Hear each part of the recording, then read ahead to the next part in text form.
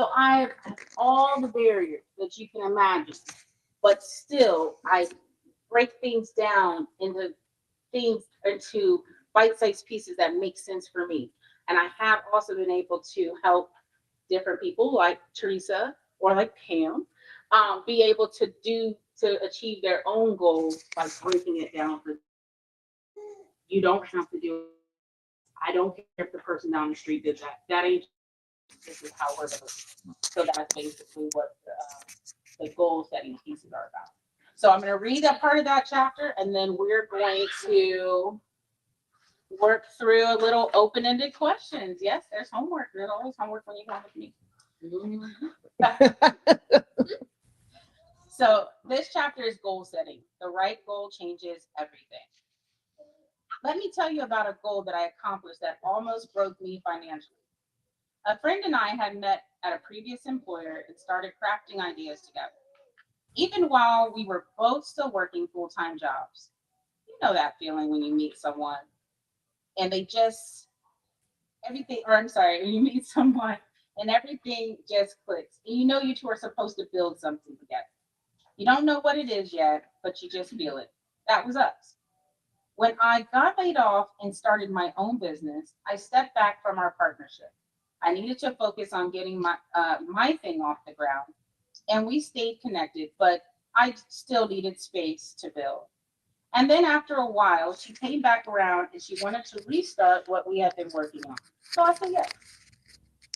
We launched a small business together, hosting community events, quality gatherings, accessible to everyone. We were very intentional about pricing and the location. The vision was simple: bring people together in a meaningful way. We were hyper conscious about making it accessible, right down to the venues we chose and what we charged at the door. About a year and a half into running my own business, we put on a girls' night out. And on the surface, it was a success. A good turnout, great energy, and the right mix of people in the room. Vendors, the buzz. It looked like exactly what we had envisioned. Underneath, we were already in the red before the first guest walked in the door. We comped too many tickets, trying to get the right people in the room. We hadn't we hadn't reinvested properly in the business. Neither of us had the financial runway to back it the way that it deserved. And I had just had a baby a year and a half before. So I was still piecing together my freelance work while building a business of my own. My husband was working only part-time at the time, and my friend was in a job that wasn't paying her what she was worth. We were two women with a real vision and absolutely no business being in the event business at that particular moment. We never, we never did another event again. and and here's what I want. We didn't count that. And here's what I want you to hear from that message. The goal wasn't wrong. The vision was solid. If I had hosted that same event today, it would look completely different and it would work. But back then, it wasn't the season. And I didn't know enough yet to ask that question before I said yes. The goal wasn't wrong, the season was. So that's really the takeaway from that section is there's times when you have a goal in your mind and it's yearning, like you're dreaming about it, you're thinking about it, you're writing notes about it. But if you haven't done the reflection, which is the R in the results, then you are missing it. You can put all your energy and your dream will turn into a nightmare. That very same year, actually, I worked with one of my first one-on-one clients, and she cried every time we met. I didn't even know what to do. I was like still trying to get my sea legs as a consultant back then. I was like, oh, you're crying, and do you want to fly her or what? And she cried every day because her dream had turned into a nightmare. Her dream was financially bankrupting her, emotionally bankrupting her, destroying her relationships, destroying her family. And so, again, I read that passage because we have to know when the season is right and when the season is wrong for a goal that we have, because that has a lot to do with the goals and if it's something that we can obtain. The other thing that we have to think about when we talk about goals that we want to obtain is whether or not the goal is ours in the first place. There's a nice little size passage. I'm not going to read all of it to you guys, but well, actually, I might. There's a nice size passage in here that talks specifically about being handed someone else's goal. It can be a well-intentioned goal. I talk about the goal of going to college, which was a goal that was very much instilled in me and my family. You know, my mom wanted me to do that. My dad wanted me to do that. And it was a goal that I thought, yeah, I'm going to do that too, you know. But I often wonder why it was so hard for me to make it all the way through. Now, of course, I don't think like the husband at 20 and the kids help, but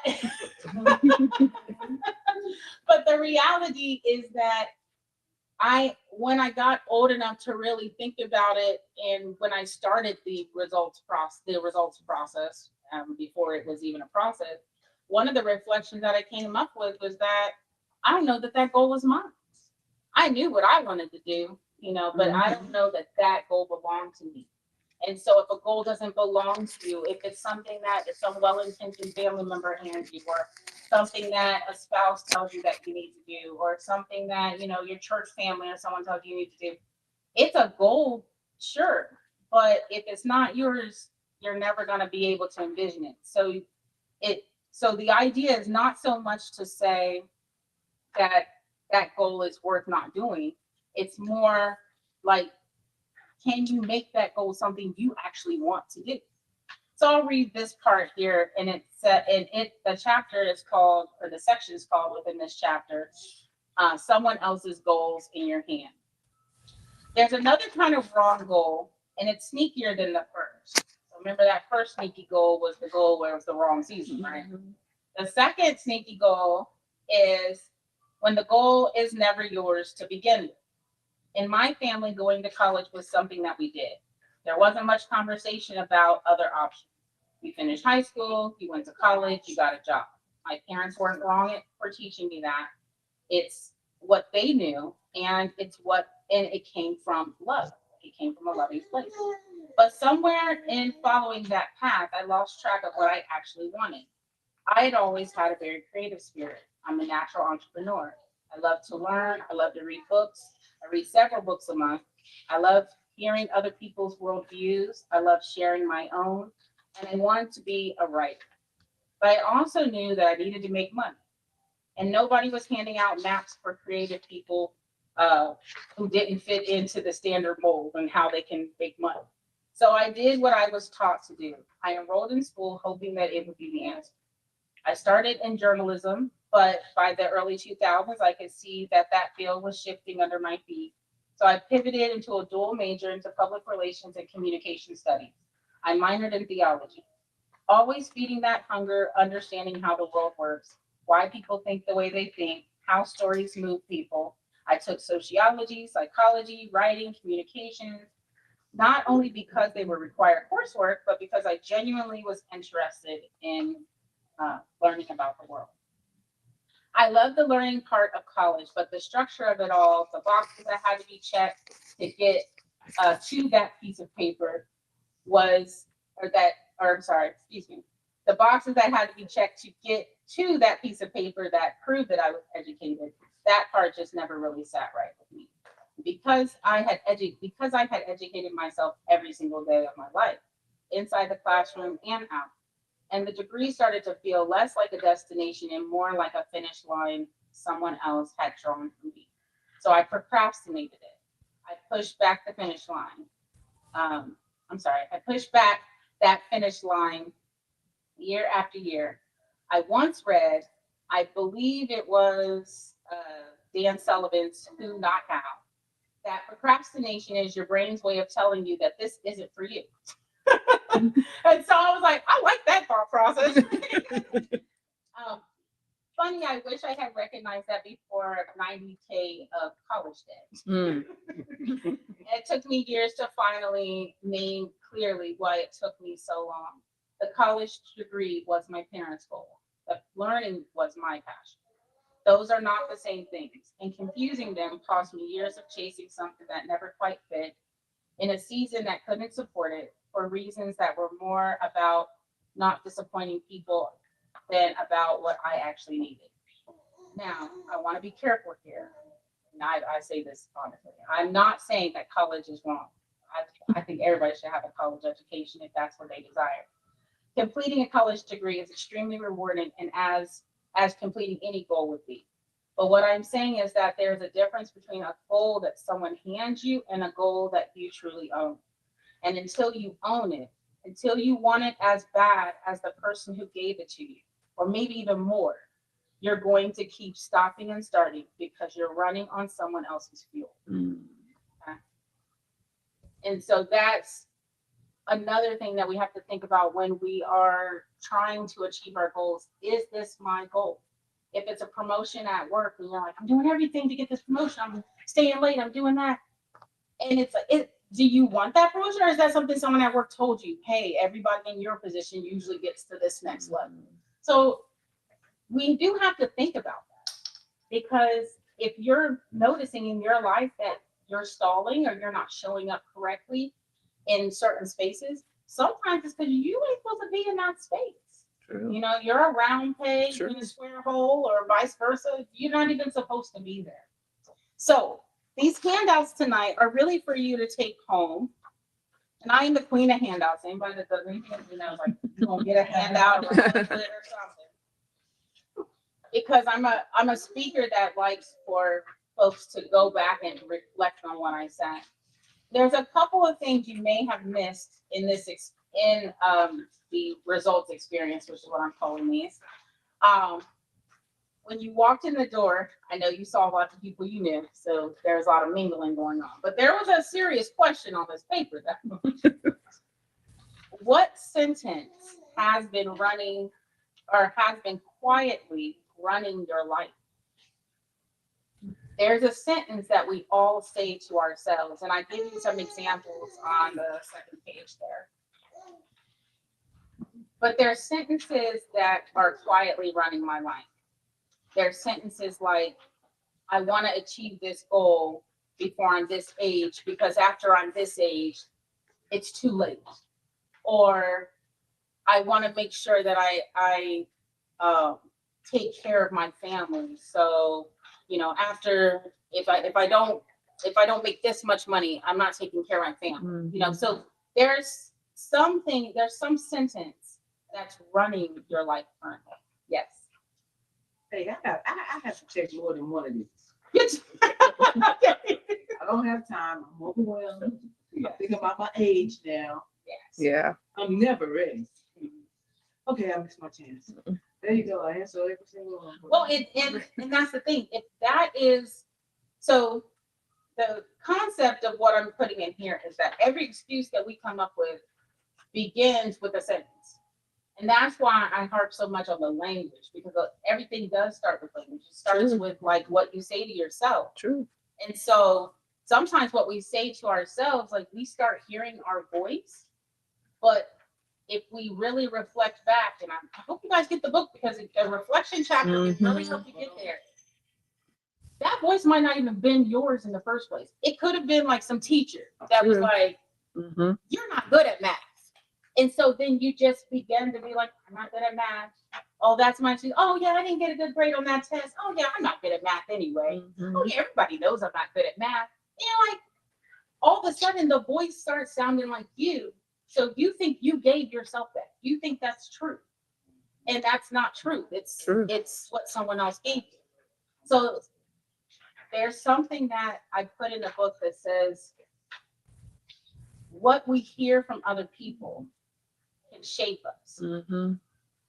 What we hear that we turn into our own belief system runs our life.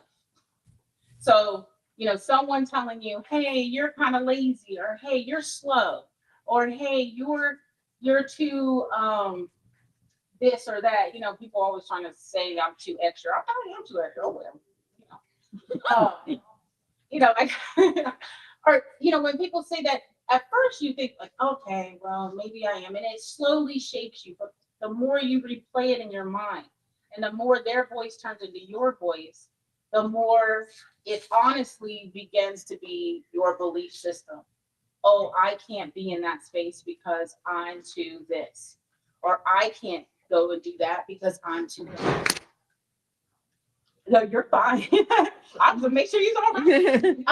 The opposite happens when people have the other kind of language, and that, and I mean, maybe that's what happened to all the average people that are extraordinary.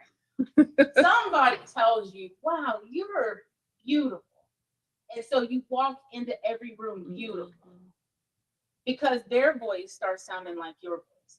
So what the reflection chapter is a lot about when it comes to goal setting is trying to distinguish whether or not something is a fact or if it's a story that we've told ourselves that came from someplace else. Because if it's a story we told ourselves that came from someplace else, this is when we get to pause and say, do I own this? Like, this is, you know, maybe this is what's holding me back.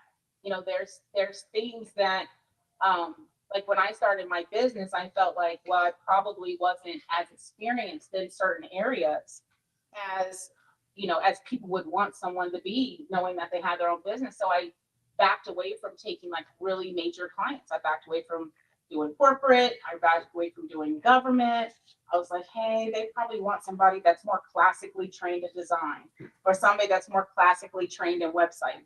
And then the day that I realized that that's not true was the day that one of those very classically trained people called me and goes, Katie, I need your help. And I said, wait a minute. I'm answering so many questions from these people who are supposed to know, you know, the in the spaces that the gatekeepers try to keep me out of. But if I'm good enough to answer the question, then I'm good enough to be in this space. But a lot of that came from me. It wasn't even them actually saying I wasn't good enough. It was like me saying, hey, you're not good enough to be in this space, so don't even try. So that's what a lot of this is about. You know, we come up with every excuse in the book on why we can't achieve a goal. Also, you see here, it says identity check. This is where we start to ask the question, do you have a goal problem or a language problem? So that's everything I just talked about. Who did you have to become in order to quit? Where you at? I'm sorry, this is page 2 on the back. Yeah. So you have to ask yourself, you know how, and I go back to the college days, right? So I start college and I'm like, I'm gonna knock college out the ballpark. Everybody knows I'm smart. Because one thing I'll tell you about me, I ain't never had no low self-esteem. I'm like, I'm the cutest girl on campus. Everybody knows I'm smart. I'm walking in the door. Everything is cool. What happens is the person I had to turn into in order to quit, because we do a personality change. Like we start out strong and then we quit somewhere, right? I had to turn into the perfectionist, which was given to me honestly. I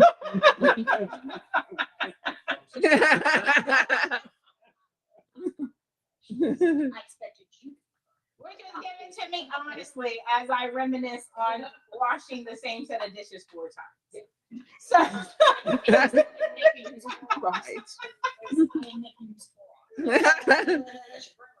that she sure did. But the idea of once I had to become the perfectionist, this once obtainable goal felt too overwhelming. It was too much. It was too much information.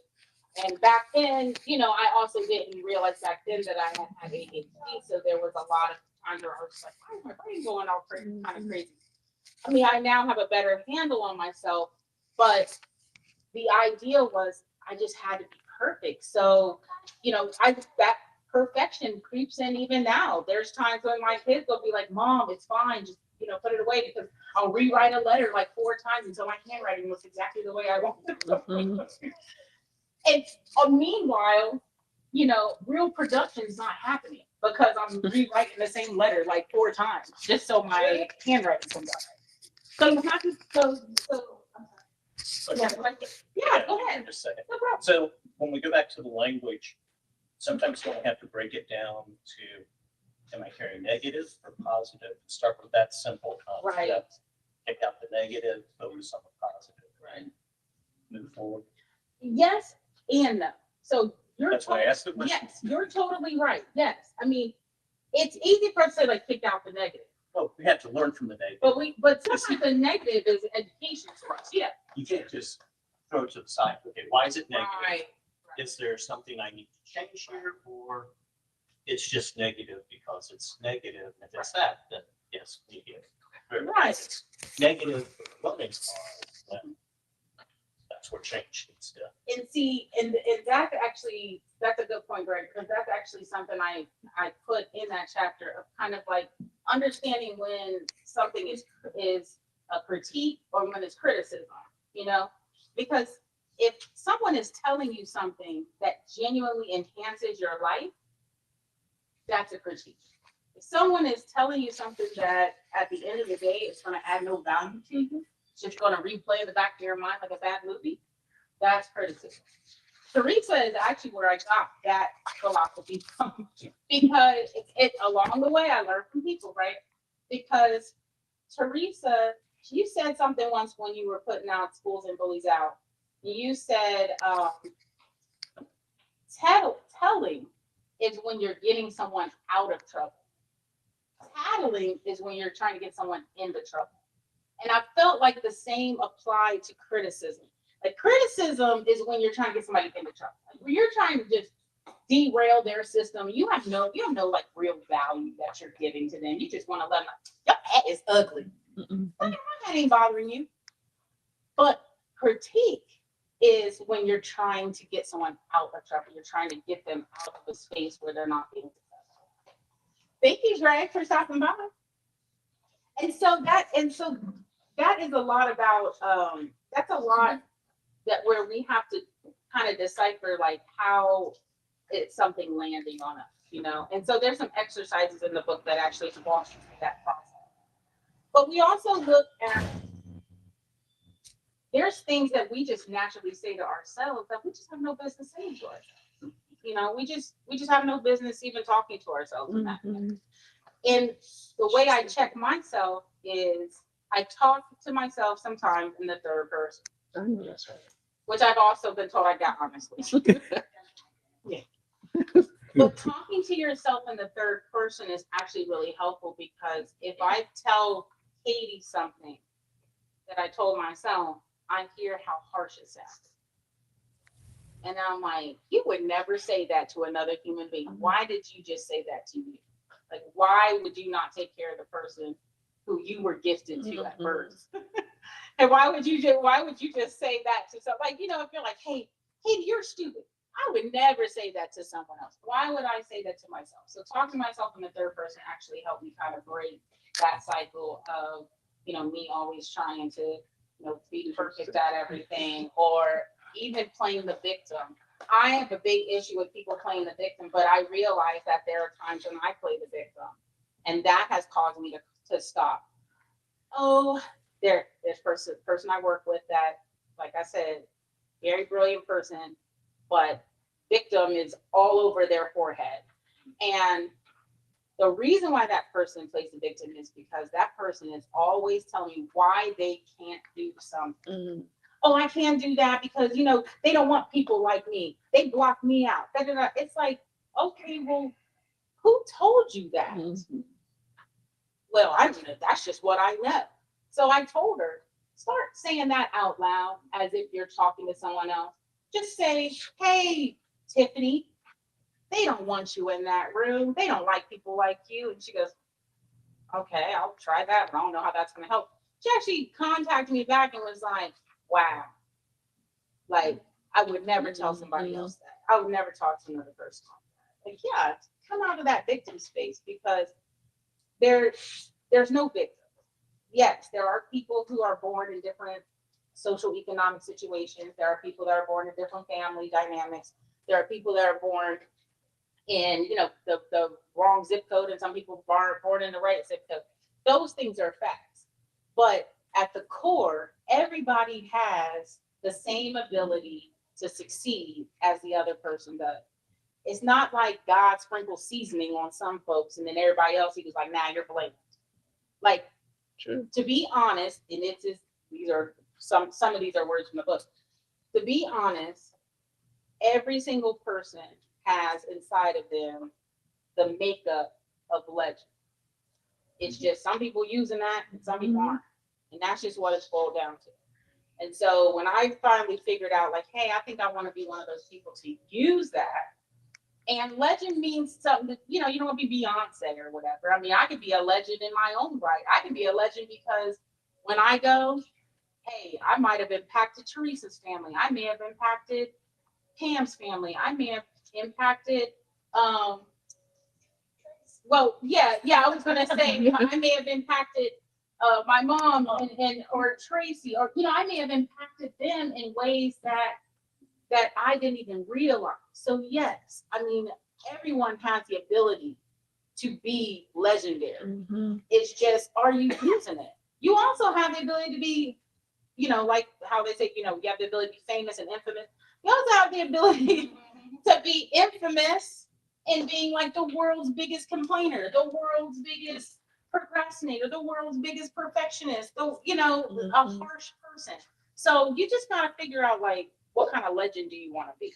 And so that's what, that's the takeaway when you guys go back and you reflect on the things that are in this worksheet. I want you to be thinking about that. Like, the last time I started a goal, what caused me to stop it? Was it because it put me in an uncomfortable space and I don't like to be uncomfortable? Because I know people like that. Is it because I'm a busy person? Because God knows I use that busy word like crazy. I'm always busy. So what caused me not to move forward in my goal setting? The other thing is also, what excuse? As I said, every excuse starts with a sentence. So which sentence belongs to you? I don't have time. That's usually mine. I'm overwhelmed. I think that's also mine. I'm not ready. I'm too old. I missed my chance. The only time you miss your chance is when they're throwing dirt on your face. Right. Outside that, you'll miss your chance. Now, I'm not saying you're going to be able to, like, play for the Yankees at 85 years old, but keep it in relative, space. But you can still achieve a lot of, you can still achieve a lot of things at every age. And so age is not a thing. So my question for you, I'm keeping track of time because I know that we're doing okay. So my question for you guys, and this is a question I want you to think about, and I'm going to stop talking for a moment, is if they were going to make a documentary, if I can say what a documentary, that's my Ohio accent coming out. If your life were a documentary, what would today's title be? So as you sit here now, what would today's title be? Would it be almost started, potential, waiting, the delay, or busy? Or pick another one. I do have one, but I'll be cussing. Tell me. Sorry. I'm like, damn, she did the thing. She did it, right. I mean, I'd rather have a documentary named Damn, She Did That She did her thing. than She Procrastinated. What about you, Teresa? Let's go around. That's something you was gonna say. Yeah, we're going around the room. We hit Tracy, we hit Margaret. I want you to tell me what my excuse would be. I want her to tell She me. said, I'm sitting here thinking. I know what do you think my daughter? I think I got one. I know you're. Okay, mine would be, honestly, the documentary of Fear of Success. Now, did you know that before you read the book, though? That you had a fear of success? I didn't want to know. Because I know you read the book. You just shared that you did. Twice, that's how I knew. Yeah, I knew that.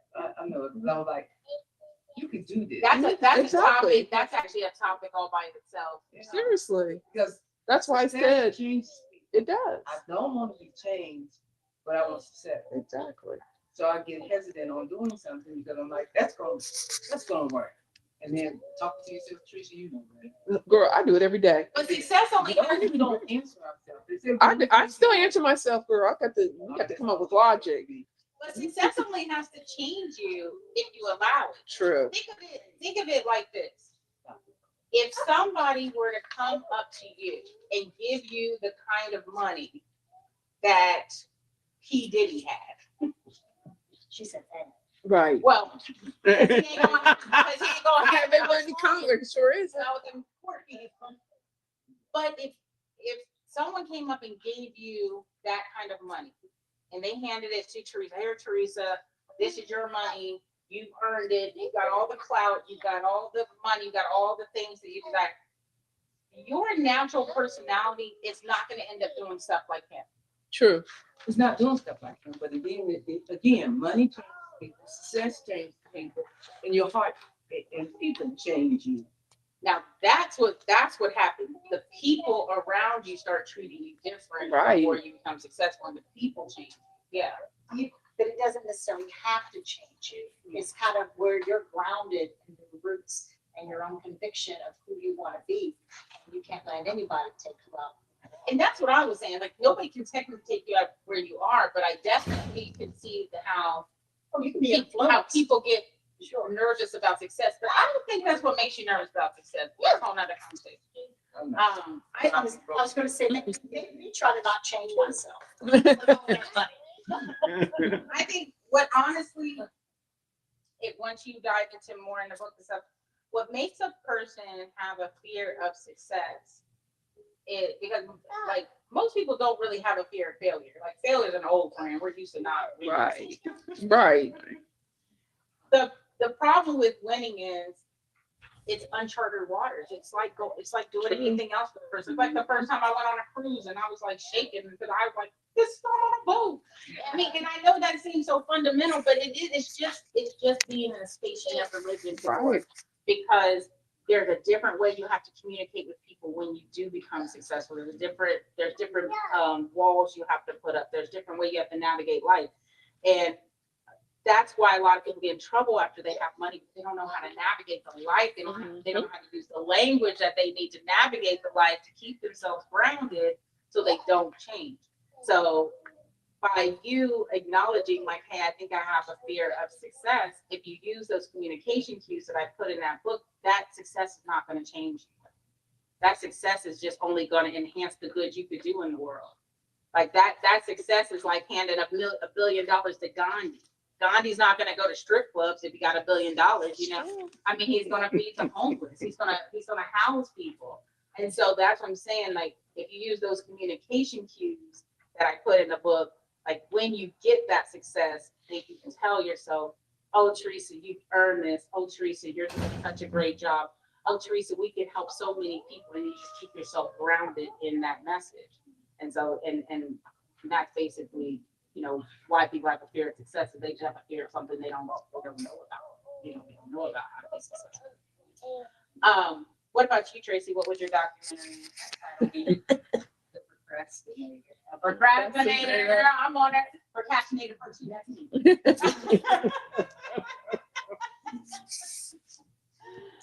Yeah. What's mine?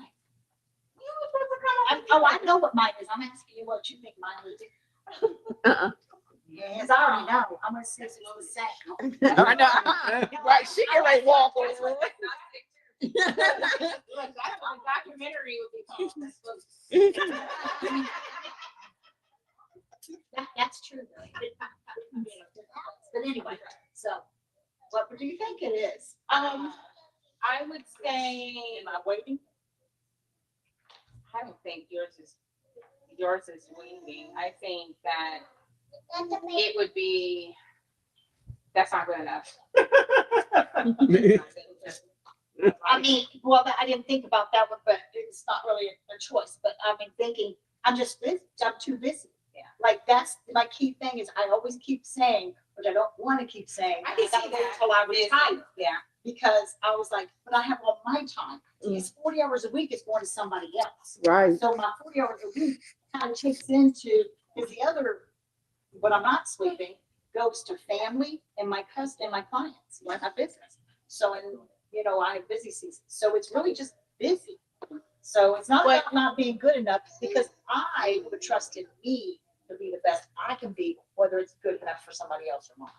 But the reason why I say that's not good enough is because you're busy making things better all the time. You're True. busy. That's true. You're I know that's busy, true. always improving. And it's not like that's not good enough for other people. I'm saying, like, even within yourself, that which is why you have that same kind of view to other people, is because you're like, I'm always busy perfecting. I'm always busy making things right. I'm always busy in enhancing and improving my world. And so you have little to no patience for people who aren't, which I feel that. But what I'm saying, just be real. I mean, it's because it's not good enough. I only have 1%. What about you, Pam? I'm not ashamed. Okay, you told me. What about you, Andre? Because I'm gonna skip you. That procrastinator. The procrastinator. Yeah. Procrastinator part 3. Yeah, right. Right. Well, procrastination is a big thing. Some of it, I did a little research on the kind of the art of procrastination. Some of it is the way that we process information neurologically. So there are some like actual neuro things, and I put a couple of those things in the book talking about like what your brain does when it's overwhelmed and how it shuts down. And so part of that goes in procrastination, but also part of it is it just may not be yours To do. Something can look good and you can really want it. And you can really even envision yourself doing it. But then when you think about, is this the right time? Am I in the right space to do it? What do I have to give up in order to accomplish this goal? I'm just going down the list. So results, if you guys didn't see that part, stands for reflection. In reflection, we're asking ourselves, is this the right season? Right. Is this something I should be doing? Elimination. What do I have to give up to get that goal? Simplifying means, how complex is this goal? Is this goal something that I really realistically can do? Can I simplify it down for myself? If it's not something you can simplify down, then it just might be why you're procrastinating. You're like, I don't have space for this right now. And there's times when, like, you guys know I have business. I've had several businesses. Every time I've had to close a business, it's made me sad in a little bit of a way, but also it's made me happy in a little bit of a way. Because generally when I close a business, it's because I realize that I can no longer make this palatable for the way that my life is. And there's certain things that I'm just not going to change in my life. And so I'm like, I just can't do this anymore. So I'm shutting this down. And so that's not the same as saying I'm not going to achieve that goal. I already achieved it.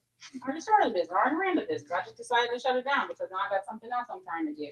And so then I just have to like move forward with that. If you have a goal and every time you try that goal, you're strong for like, what's up, buddy? Yeah. You're strong for like the first couple of months, and then all of a sudden you fade out. Think back on whether or not is that maybe a goal that you just don't even need because it's not the right time, it's not the right season. You can't simplify it down to something finite that you can actually obtain. So it's just thinking about that. That might be why you're procrastinating, and it may not be that something's wrong with you. Like, Right. It's not like an English paper you're on pushing out onto the lap. If you're procrastinating a major goal, it just might not be yours. And there's also a chapter in the book called Leverage, where we understand that there's times when a particular part of a goal is not ours, but we can leverage people around us to help us obtain that goal. And so if there's a particular part in your goal, like I don't know what everybody's individual goal is, but if there's a particular part in your goal that you notice, hey, I keep procrastinating this, and this is why I can't get to the next step of my goal, that part might need to be outsourced. True. Yeah, That's true. that part just might need to be outsourced. So if it's like, hey, I really want to have an awesome podcast, but I haven't been able to get my podcast off the ground because I hate editing, find an editor. This is not rocket science, True. guys. Find an editor. True.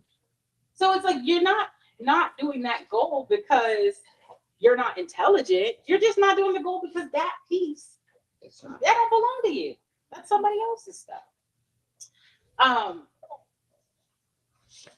The last page here. Let me see. I'm trying to go in order, girls. You know I'm all over. Oh, this way. It's not. It's the second to last page. So there's a page in here I call the funeral. So if you go to any future results things, there's always going to be a page called the funeral. This is something that we're burying after this conversation. So what are you going to try to put in the ground tonight? You know, after having this conversation, listening to some of the things I said, some of them might have resonated, some of it may not have. But what's something that you think that you can put in the ground tonight and just put it away? Like you just don't need it anymore because it's stopping you from being the person that you need to be. If it's procrastination, figure out why are you procrastinating? If it's fear, figure out why is it fear. Put it to bed. Close it down. Put it up. So that's what that section's about. One of the things I put in the ground years ago, it's still be trying to resurrect like a bad zombie, but I put comparison down. Yeah, I was like, why am I comparing myself all the time to other people? They're them and I'm me. That's as simple as it gets. We're not supposed to be the same, or that would be a very boring world. Although I don't know, it'd be kind of spicy with a lot of me. But with a lot of attitude. Right. But that is reality. That's a big thing that people do. They try to compare them. Oh, my brother, he's already doing this, and he's this age, and my sister, she's doing this, and she's that age, and my best friend is already married, and I'm not. So what? That is not your journey. That's right. That's not where you're at. And the more you focus on someone else and where they're at, the more it makes it impossible, not hard, impossible for you to achieve your goal because you're looking over your shoulder. You're looking at what somebody else is doing. True. But don't sometimes you go, they can do it. No, I do say that sometimes. I never compare myself. But I not ain't got that to do. I mean, But see, that makes me feel like I'm comparing what they doing, and I don't have that. I don't. But I'm just saying, look here. They found the time to do it. Tricia, you can find the time to do it. Stop playing. You know. So That's true. I've seen here's what I would say to that, because I agree with Teresa because I know where she's coming from with it, but I also agree with Candace. You know, two things can always be true at the same time, right? Yeah. So what I agree with you, Teresa, is, you know, that's something I say all the time. I'm like, shoot, if they can do brain surgery, I can figure it out. I can figure it out. Give me your brain. Charles got a haircut, and his barber didn't edge him up quite right on this side. Come over here with the clipper sheet. He goes, no. Where's your license at? I said, they can do it, I can do it. If another human that breathes like me, walks like me, talks like me can do it, then I can do it. That's right. And I believe in that to a certain extent. right. Because I also agree with Tim with why are you comparing in the first place? Right. I'm not comparing, but I did that with you. Yeah. I said, if Pam can stick in there and do that, Let's see. she said, what is wrong? Y'all should have been together doing it. You know, that's what I'm talking about. Oh, Now, okay. that's leverage, though. Yeah, I was gonna say that was leverage. I started off, and I'm like, yo, she'll let you all behind. You know, she can do it. Not saying that you can't. I understand. You see, I never even think. I guess because that's what she just told me. Doing that at the same time, but no, miss every excuse in the book. But that's why I say like that's leverage. That's like Mhm. if Tracy comes in and she says, you know what, I have always wanted to have my own website where I sell jewelry. I'm like, okay, you make jewelry? Oh yeah, I make the best pieces, Katie. I do this, I do that. And sometimes I even, sell them on the side of the road and people buy them. I'm like, wow, okay, you should have your own website. What's stopping you from that goal? Well, I don't know how to build a website. It's the silliest thing I ever heard in my life. Find somebody who does. Mhm. That's exactly what you're talking about, Teresa. You're like, hey, I should have been online. If you're not, find somebody who is. If Teresa's online, or Teresa, Lord, I know who you're Pam's talking. online, I know, black call girl. Pam and be like, hey, Pam, you have a really great show and you have an audience that I want to tap into. I'm thinking about doing X, Y, Z. What do you think? It doesn't hurt to ask. And if Pam says no, there's always somebody else that'll say yes. But that's where the leverage comes in, which is the L in result, Right. which is leveraging to get where you need to get to. When I first started building websites, I did not know how to build websites. Basically, what happened to me is I was working in the government sector, and anybody working in the government sector knows Mhm. they would rather throw you into something that you have no idea how to do than to go and get an actual contract. That's right. That's right. That's right. So they were like, oh yeah, build us this website. I said, I never built a website in my life. But then I started thinking, I bet I could figure it out. So I called a web development company that I knew that had a good reputation. Asked them if I could sit down with them, ask some questions, some advice. I took out books, HTML for dummies. I remember that. You remember? I took out books. I read books. I sat next to Nick. Nick showed me the things he knew.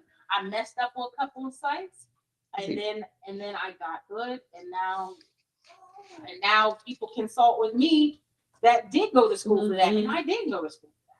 So that's what I'm saying. Like I just had to leverage what was around me. Like I didn't have to, it wasn't a, oh my God, now I just, I'm overwhelmed and now I have to quit. That's what I mean by don't letting your overwhelm get in the way of your goals. When you have the L in results, just come back to your results every time.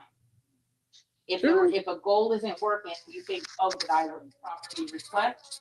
Am I eliminating the things that need to be eliminated? Like the yes, no grid. Whitney reached out to me and was like, this yes, no grid is everything, girl. I've been saying no to stuff all week. Just say no.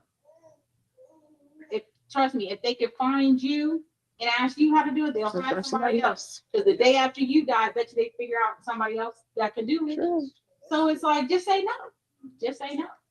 Understanding is probably my favorite chapter, because I don't think I actually went through the chapters. Understanding is one of my favorite chapters. And the main thing about the understanding chapter that I think helps you when it comes to if it's time to bury something or if it's time to keep it going, is the fact that understanding is really based on the prayer of St. Francis, which I talk about in the book. But the prayer of St. Francis, he has a line in there that says, to be understood as to understand. And what he was saying is he was talking directly to his God and said, grant me the peace to be able to be still enough to understand what is needed of me and to not worry about being understood. Me being understood is not as important as me understanding my mission, understanding my goal, understanding what someone else needs from me or what my goal can do for me or for my family. Me being understood, I wish people just knew how smart I was. I don't even, like I said, I ain't gonna put nobody in the street, but you know who I'm talking about. Sure stop being upset because people don't understand how awesome you are. Because I guarantee that if you understood how awesome you were, they'd get it too. Yeah. Right. Because you talking out loud about people not understanding how awesome you are is really a reflection of understanding that you don't understand. Yeah. It's like I watched some movie one time that was like brilliant people never have to say that they're brilliant because they're brilliant. I walk around brilliant all day. What can I tell you about that? It's like me walking into the room and be like, "Hi, I have curly hair." That's crazy. I know I got curly hair. So if I already know that I'm smart, if I already know that I'm a good person, I already know that I'm loving and I'm caring, and I'm a person that is successful, I don't have to be understood because I already understand. So that's why that is like one of my favorite chapters. Leverage is another of my favorite because I think that it's the one that keeps from wasting their time on things that don't belong to them. Take action is where I actually put the results method in action and I break it down into achievable steps. So when you have a goal and you set that big macro goal, your micro steps is what actually gets you to that point. Most times people try to do everything all at once. I'm extremely guilty of that myself. I know most people in this room are probably guilty of wanting to, did you remember the staircase example? Yeah. Wanting to jump to the top of the staircase. And the person in the book jumped to the top of the staircase and what happened to them? They fell and busted their shit. They fell and busted their shit because when you try to jump from point A to point B, that's what's going to happen. Yeah. But if you take obtainable steps and you walk up a staircase one by one by one, the example I gave in the book is that person, by the time that other person on the ground was done nursing their knee, that person was already at the top. But they just took little tiny steps. So in the take action section, it talks about how you can take your goal and break it into 3 action steps every week. And before you know it, you are where you have never been before. You got your like. There was a client that came to me one time, very difficult human. I'm gonna put that out on the street. Very difficult human. So I understood why she was not achieving her goals. But she was like, I have been talking about achieving this goal for 20 years. And she was amazed that I could put out what she could do in 20 years in 6 months. She couldn't believe it. She couldn't believe, like, she was so proud of herself. And I was proud of her. Because she was like, oh my God. And I said, yeah, because you were trying to go to point A you were trying to start at, hey, let me sell my pamphlets on the side of the road to being like Beyonce. Instead of understanding that there's a bunch of steps in between. Right. Let me sell my records and my pamphlets stuff on the side of the road and being Beyonce. So that's what I mean by, taking action. And then sustainability is the final S, and that's where we come up with a sustainability plan on how we can sustain our goals moving forward. That's right. So I think we've made it through everything in this workbook. I wanted to just clarify anything before kind of letting you go this evening. Because what I want you to do is take this home and work over it and think about the things that we talked about tonight. So the questions I really want you to answer back here, and this will kind of be like your final declaration, is before tonight, I believed this. Tonight, I choose this.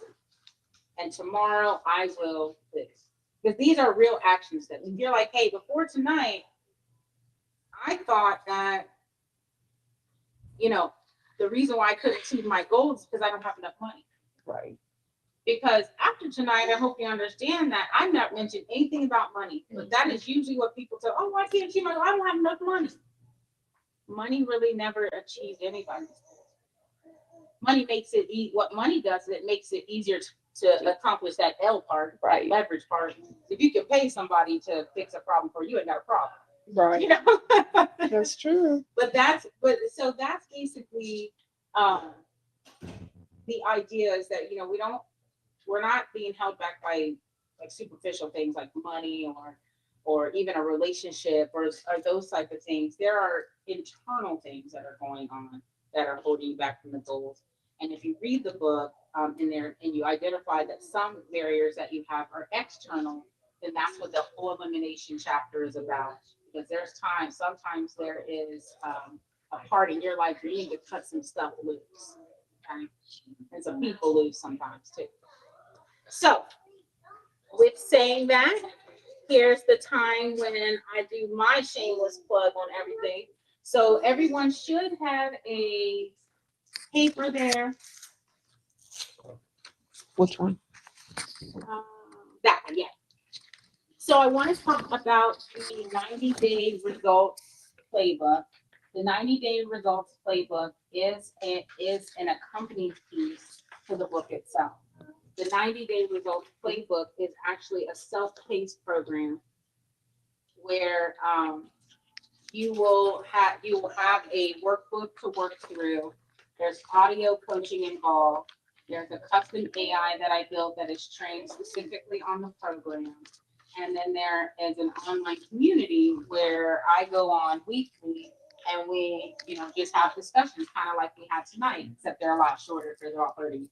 But we have discussions like we had tonight. Sometimes people will, want to bring things to the table, and sometimes they won't. But it is a space where you know that if you have a challenge or something stopping you from achieving your goal, you'll be able to go into that space and ask.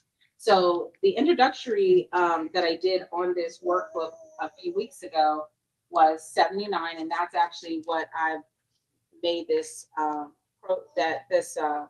actual results program, because this is the playbook, not the regular book, the playbook program. But if you come tonight, anyone that wants to participate in the playbook will get it for 50% off. So that's for 50% off the introductory price. If you also like the book, if you want to check out the book and you don't already have it, if you already have it, then I'm glad. Hopefully you brought it so I could sign it.